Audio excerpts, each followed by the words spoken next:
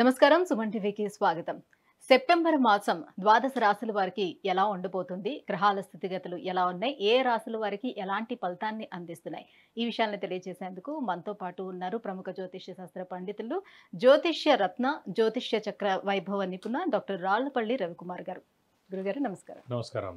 గురుగారు, ద్వాదశ రాశుల వారికి ఎలా ఉండబోతుందో తెలుసుకునే ముందు రవి బుధులు గాని, కుజుడు, శుక్రుడు గాని ఈ మాసం ఏ ఏ స్థానాల్లో ఉన్నారు? ఎలాంటి ఫలితాలను అందిస్తున్నారో తెలియజేస్తారా? తప్పకుండా. శరదిందు సమాకారే పరబ్రహ్మ స్వరూపిణి వాసరాపీఠ నిలయే సరస్వతి నమస్తుతే. అందరికీ నమస్కారం. నవగ్రహాలు ద్వాదశ రాశులు సెప్టెంబర్ నెలలో ఏ గ్రహాలు ఏ స్థానాల్లో ఉన్నాయో ఇప్పుడు తెలుసుకుందాం. ముందుగా సూర్యుడు వచ్చేసి మనకి కన్యా రాశిలో ఉన్నారు. అలాగే కుజుడు మనకి మిథున రాశిలో ఉన్నారు. రాహు మనకి మీనరాశిలో ఉన్నారు. అలాగే గురువు వచ్చి మనకి వృషభ రాశిలో ఉన్నారు. శని స్వస్థానమైన కుంభరాశిలో ఉన్నారు. అలాగే బుధుడు మనకి సింహరాశిలో ఉన్నారు. అలాగే కేతు వచ్చి మనకి కన్యా రాశిలో ఉన్నారు. ఇంకా శుక్రుడు మనకి 18 సెప్టెంబర్ దాకా మనకి కన్యా రాశిలో నీచిలో ఉంటాడు. తర్వాత 19వ తారీఖు నుంచి ఇంచుమించుగా తులారాశి స్వస్థానంలో ఉంటారు. ఇవి నవగ్రహాలు ద్వాదశ రాశుల్లో ఈ స్థానాల్లో ఉన్నాయి. గురుగారు, వృశ్చిక రాశిలోనికి ఏ నక్షత్రాలు వస్తాయి? అలాగే వృశ్చిక రాశి వారికి ఏ గ్రహాలు ఏ ప్లేస్ లో ఉన్నాయి? ఏ గ్రహాలు అనుకూలిస్తున్నాయి వాళ్ళకి? తప్పకుండా. వృశ్చిక రాశి అనగానే మనకి విశాఖ 4వ పాదం, అనురాధ 1, 2, 3, 4 పాదాలు, జ్యేష్ఠ 1, 2, 3, 4 పాదాలు. ఈ నక్షత్రాల సమూహం వచ్చేసి మనకి వృశ్చిక రాశిలోకి వచ్చింది. వృశ్చిక రాశి అధిపతి కుజుడయ్యాడు సాధారణంగా. అలాగే వృశ్చిక రాశిలో చంద్రుడు నీచలో ఉంటాడు. చంద్రుడు ఇందాక మనం చెప్పుకున్న వృషభ రాశి వారికి ఉచ్చలో ఉంటారు.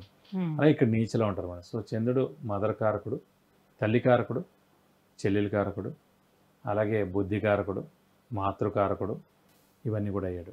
ఆరోగ్య కారకుడు కూడా. సో ఇక్కడ చంద్రుడు నీచలో ఉండడం వలని సాధారణ వీళ్ళు ఏదో ఒకటి ఆలోచిస్తూనే ఉంటారు వృశ్చిక రాశి వారు. సో తల్లికి సంబంధించిన గ్రహం కూడా చంద్రుడు అక్కడ నీచలో ఉన్నారు కాబట్టి తల్లి కూడా ఏదో ఒకటి ఆలోచిస్తుంటారు. అలాగే సిస్టర్ కూడా ఆలోచిస్తుంటారు. అలాగే మన తల్లి ఇంట్లో అంటే తల్లి వాళ్ళ చెల్లెలు కానివ్వండి, తల్లి వాళ్ళ అక్క కానివ్వండి, లేదా తల్లి వాళ్ళ తల్లి అమ్మమ్మ కానివ్వండి, ఇంట్లో ఏదో ఒక మేజర్ సమస్య మటు ఖచ్చితంగా ఉంటుంది అన్నమాట. మేజర్ సమస్య, మెయిన్ సమస్య, ఎవరు తీర్చలేని సమస్య. వాళ్ళ పిన్నికి కానివ్వండి, మన పెద్దమ్మకి కానివ్వండి, లేకపోతే మన ఇంట్లోనే కానివ్వండి, భార్య భర్తలు పడకపోవడం, చాలా దెబ్బలాట్లు అవడం, ఊరికేనే ఏదో ఒకటి గొడవలు అవడం, అలాగే ఏదైనా అనారోగ్యాలు చేయడం, ఇవన్నీ కూడా జరుగుతుంటాయి. లేదంటే సిస్టర్ ఇంట్లో అయినా సరే. సో ఈ చంద్రుడు చాలా ఇంపార్టెంట్ అనమాట. మెయిన్గా మొత్తం జాతకంలో ఎవరికైనా సరే. సో ఆ చంద్రుడు మటుకు వృశ్చిక రాశిలో నీచలో ఉంటాడు కాబట్టి మీరు కొంచెం చంద్రుడు రిలేటెడ్ పరిహారాలు ఎక్కువగా చేసుకోవాలి లైఫ్ లాంగ్ కూడా. ప్రతి సోమవారం ఉపవాసం ఉండడం, అంటే మనం ముత్యం ఖచ్చితంగా 3 carats gold right hand ring ఫింగర్కి పెట్టుకోవడం, ముత్యం అనేది ధరించాలి. ప్రతి సోమవారం ఉపవాసం అనేది ఫిక్స్డ్గా పెట్టేసుకోవాలండి వృశ్చిక రాశి వారికి. అది ప్రస్తుతం వృశ్చిక రాశి వారి మటుకు సప్తమ స్థానంలో గురువు చాలా బాగున్నాడు. పంచమంలో రాహున కూడా లాభంలో కేతు చాలా బాగున్నాడు. ఒక అర్ధాష్టమ శని కూడా నడుస్తున్నాడు. అర్ధాష్టమ శని ఎఫెక్ట్ ఎందుకు ఎక్కువగా ఉంటుందంటే కనుక కుజుడికి శనికి అస్సలు పడదు. మరి అనొచ్చు, మరి మేషానికి కూడా అధిపతి కుజుడే కదా, మరి మేష రాశికి ఎందుకు అంత యోగిస్తున్నాడు అని. మేష రాశికి యోగించినా కూడా లాభస్థానంలో ఉన్నాడు కాబట్టి యోగిస్తుంది అదే కుజుడు. ఇదే వృశ్చిక రాశికి కూడా అధిపతి కుజుడైనా కూడా చతుర్థ స్థానంలో అర్ధాష్టమ శనిలో ఉన్నారు కాబట్టి ఇంపాక్ట్ చాలా ఎక్కువగా ఉంటుంది.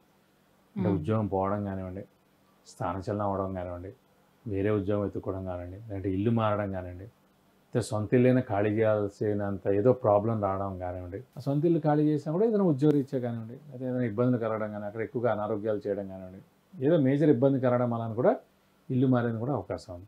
వేరే ఊళ్ళో కూడా కొత్త ఉద్యోగం వెతుకుని వెళ్ళేందుకు కూడా అవకాశం ఉంది. అది ఇవన్నీ కాదు, గట్టిగా ఇలాంటి టైంలోనే ఫారెన్ అసైన్మెంట్స్ అయినా అంటే జాబ్ రీత్యా కానీ మనం ఓన్గా కూడా ట్రై చేసినా కూడా ఈ స్థానచలనం ఫారెన్కి పంపించేందుకు అవకాశాలు ఎక్కువగా ఉన్నాయి. అలాగే మన లగ్నంలో సప్తమంలో గురువు ఉన్న ప్రస్తుతం ఇక్కడ గోచారీత్యా సప్తమ స్థానంలో గురువు ఉన్నాడు కాబట్టి వీరు టెంపుల్ కట్టించడం కానీ, ఓల్డేజ్ హోమ్ కట్టించడం కానీ, ఎన్జిఓ ఆర్గనైజేషన్ స్టార్ట్ చేయడం కానీ జరిగేందుకు అవకాశాలు ఉన్నాయి. అంటే దానికి సహాయమైనా పడతారు. అదొక మెయిన్ టైం.